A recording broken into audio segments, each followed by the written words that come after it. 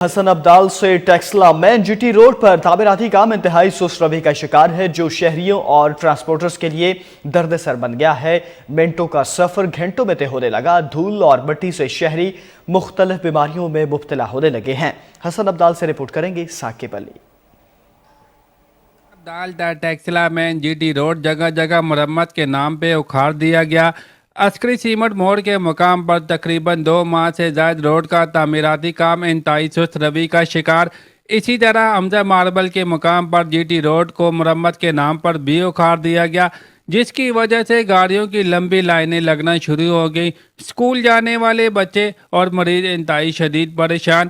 جگہ جگہ گھروں سے ٹرافک کی روانی شدید متاثر۔ شہری منٹوں کا سفر گھنٹوں میں طے کرنے لگے۔ شہریوں کا کہنا ہے کہ روڈ پہ کام کرنے والے 15 دن بعد ایک دن کام کرتے ہیں، پھر نظر ہی نہیں آتے۔